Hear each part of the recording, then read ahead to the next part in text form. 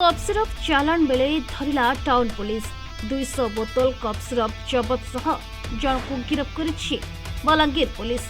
एने सांबादिक सम्मेलन सूचना देछन्ति एसडीपीओ।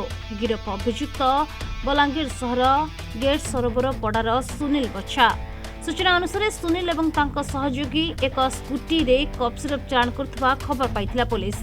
कदम पड़ारे सेमानकु धरी गाड़ी जांच करिबारु कप सिरप रहितबा देखिବାକୁ मिलिଥିଲା।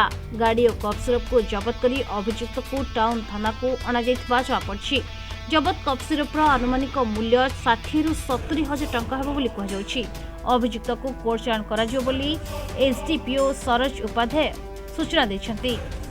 बलांगीर टाउन थाना पुलिस गोटे विशेष सूत्र खबर पाइले जे हमर जो विष्णुमुंडा जीवा रास्तार कदमपड़ा छक अछि सेठी दुई जण कप सिरप ट्रांसपोर्ट करिक जाउछन्ती। से माने पब्लिक के बिकिया पे कप सिरप नहीं जाउछन्ती।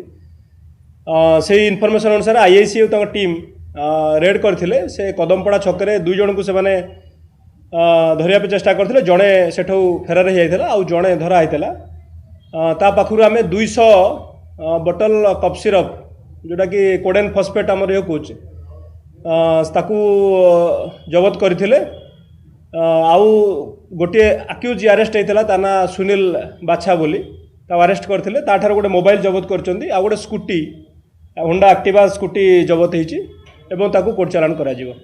बलांगीर सरचंद्र मिश्रा रिपोर्ट प्रतिदिन टीवी।